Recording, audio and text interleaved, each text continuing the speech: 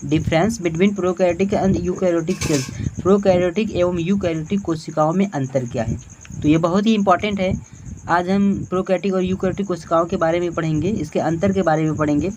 तो सबसे पहले आप यहाँ देखिए, आपको यहाँ पे दो कॉलम दिख रहा है, एक ये कॉलम रहा है, दूसरा ये कॉलम रहा है। पहले वाले कॉलम में आपको दिखाया जा रहा है प्रोकैरियोटिक कोशिका को और दूसरे वाले कॉलम में आपको दिखाया जा रहा है यूकैरियोटिक कोशिका को।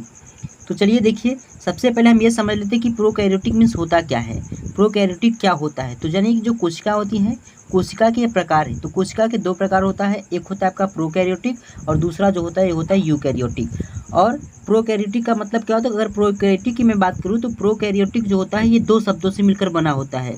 जो प्रोकैरियोटिक होता है, प्रोकैरियोटिक दो शब्दों से मिलकर बना होता है। पहला जो होता है प्रो और दूसरा जो होता है कैरियन होता है, कैरियन।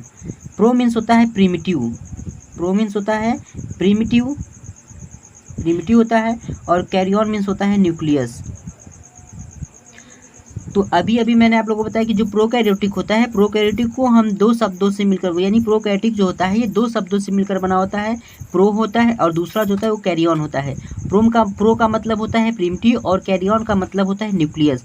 यानी प्रीमिटिव का मतलब होता है आद्य, प्रीमिटिव का मतलब होता है आद्य और न्यूक्लियस का मतलब होता है केंद्रक। कह सकते हैं कि जिन कोशिकाओं में केंद्रक अनुपस्थित होता है उनको प्रोकैरियोटिक कहते हैं। जिन कोशिकाओं में केंद्रक आद्य रूप से पाए जाते हैं उसे क्या कहते हैं, प्रोकैरियोटिक कहते हैं। ठीक इसी प्रकार से अगर यूकैरियोटिक की मैं बात करूं तो जो यूकैरियोटिक होता है, यूकैरियोटिक भी दो शब्दों से मिलकर बना होता है। जो यूकैरियोटिक होता है यह भी दो शब्दों से मिलकर बना होता है, एक होता है यू और दूसरा होता है कैरियन। तो यू का मतलब होता है वेल या गुड कह सकते हैं, और कैरियन का मतलब होता है केंद्रक यानी न्यूक्लियस।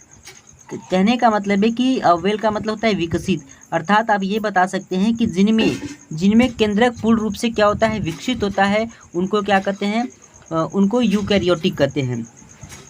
तो ये बात आपको समझ में आ गया होगी कि प्रो मीन्स क्या होता है। प्रो मीन्स होता है प्रीमिटिव और कैरियन मीन्स, देखिए प्रो ये अलग शब्द से मिलकर बना है और कैरियन ये अलग शब्दों से मिलकर बना है। ठीक इसी तरह से यह यू और इधर हो गया कैरियन, यानी पूर्ण रूप से विकसित नहीं होता है उनको प्रोकैरियोटिक कहते हैं, और जिनमें केंद्रक पूर्ण रूप से विकसित होता है उनको क्या कहते हैं, यूकैरियोटिक कोशिका कहते हैं। तो अब यहाँ पे देखिए कि दो स्ट्रक्चर बनाए गए हैं। एक यहाँ पे जो स्ट्रक्चर है ये आपका नील हरे शैवाल का है, और दूसरा जो स्ट्रक्चर है ये बैक्टीरियल सेल्स का है, अर्थात ये जीवाणु कोशिका का है। तो देखिए ये जो जीवाणु कोशिका है और ये जो नीलहरे शैवाल है, ये जो दोनों कोशिका हैं, ये दोनों कोशिका आपके प्रोकैरियोटिक कोशिका के अंतर्गत आते हैं। तो यहीं पर हमने एक कोशिका देखा, जो ये कोशिका है ये आपका पादप कोशिका है, प्लांट सेल है, और ये जो प्लांट सेल होता है ये आपकी यूकैरियोटिक कोशिका के अंतर्गत आते हैं। तो इसी चीज़ों के बारे में अभी हम क्या करेंगे, इसके बारे में हम डिफाइन करेंगे, डिफरेंस दोनों के बीच में, हम दोनों के बीच में डिफरेंस बनाएंगे कि प्रोकैरियोटिक क्या होता है, यूकैरियोटिक क्या होता है। इसके कुछ टर्म्स को मैं समझा दूँ कि जो प्रोकैरियोटिक कोशिका होता है,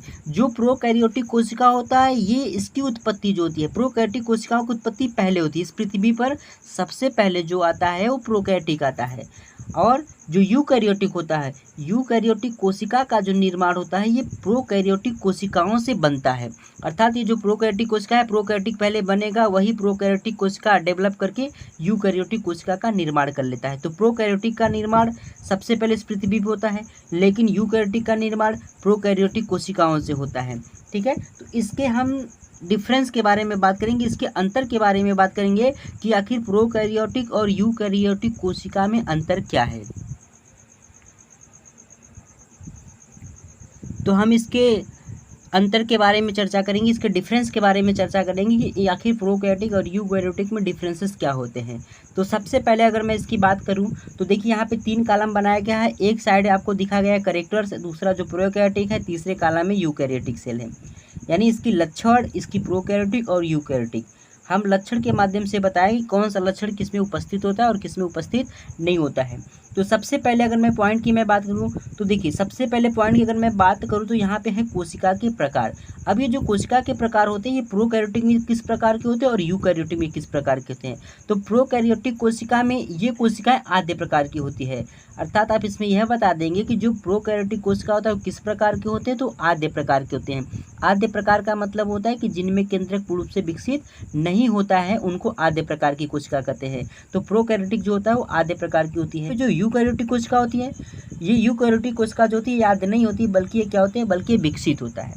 दूसरी पॉइंट यहाँ पे बता देंगे कि इसमें जो कोशिका द्रव्य होता है, साइटोप्लाज्म जो होता है, जो कोशिका द्रव्य यानी साइटोप्लाज्म जो होता है, ये प्रोकैरियोटिक में पूर्ण कोशिका में फैला रहता है। कहने का मतलब है कि जो आपका साइटोप्लाज्म होता है, यह साइटोप्लाज्म प्रोकैरियोटिक कोशिका में पूरी तरह से क्या होता है, फैला रहता है।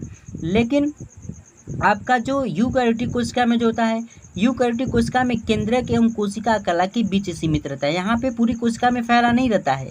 यूकैरियोटिक में जो साइटोप्लाज्म होता है वह पूरे कोशिका में फैला न होकर के बस केवल केंद्रक और कोशिका कला के बीच ही सीमित रहता है।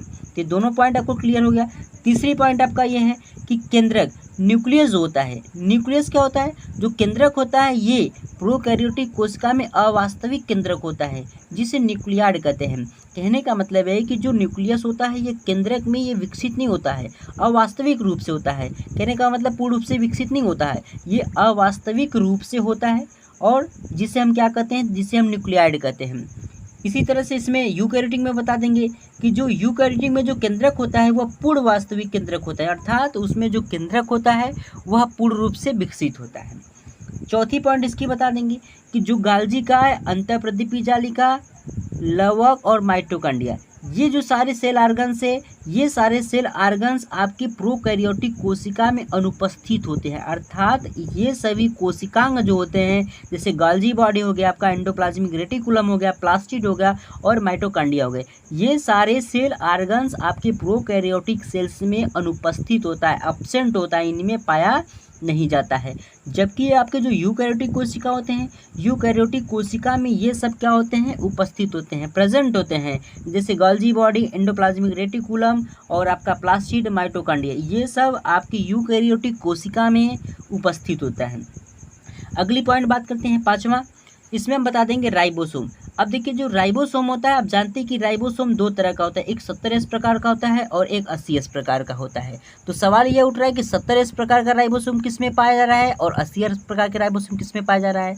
तो जो 70S प्रकार का राइबोसोम है ये आपके प्रोकैरियोटिक कोशिका में पाया जाता है, और जो 80S प्रकार के जो राइबोसोम है ये आपका यूकैरियोटिक कोशिका में पाया जाता है। ठीक है, नेक्स्ट पॉइंट की चर्चा करते हैं। इसकी जो नेक्स्ट पॉइंट है यह है वैक्यूल्स, रिक्तिका। रिक्तिका की मैं बात करूँ तो ये रिक्तिका जो होता है ये आपके प्रोकैरियोटिक में अनुपस्थिति होता है। वैक्यूल्स होता है ये प्रोकैरियोटिक कोशिका में नहीं पाया जाता है, जबकि ये यूकैरियोटिक कोशिका में क्या होता है, पाया जाता है। उसी तरह से हम कसाब की बात करें, फ्लैजिला की मैं बात करूं तो जो फ्लैजिला होता है ये प्रोकैरियोटिक कोशिका में कसाब में सूक्ष्म तंतु है, ये 9+2 व्यवस्था में नहीं होते, ये 9+2 व्यवस्था में नहीं हो सकता है। और इसमें यूकैरियोटिक में बता देंगे कि जो फ्लैजिला होता है, जो कसाब होता है, ये कसाब में सूक्ष्म नलिकाएं 9+2 अवस्था में उपस्थित होता है। इसकी अगली पॉइंट की बात करते हैं संपुट की, यानी कैप्सूल। कैप्सूल क्या है, तो अब देखिए जो कैप्सूल होता है ये प्रोकैरियोटिक में हो सकता है, जबकि ये यूकैरियोटिक में कैप्सूल नहीं होता है। नौवां पॉइंट बता देंगे कि जो लाइसोसोम होता है, लाइसोसोम आपके प्रोकैरियोटिक कोशिका में अनुपस्थित होता है। लाइसोसोम जो होता है ये प्रोकैरियोटिक कोशिका में नहीं पाया जाता है, और ये यूकैरियोटिक कोशिका में पाया जाता है, लेकिन यूकैरियोटिक कोशिका की जंतु कोशिका में बस पाया जाता है, पादप कोशिका में नहीं, बस जंतु कोशिका में लाइसोसोम पाया जाता है। अब देखिए जो 10वां पॉइंट है यह बता देंगे हिस्टोन प्रोटीन। अब देखिए जो हिस्टोन प्रोटीन होता है ये प्रोकैरियोटिक की कोशिकाओं के डीएनए में नहीं पाया जाता है, जबकि आपके यूकैरियोटिक कोशिकाओं के डीएनए में क्या होता है, उपस्थित होता है। तो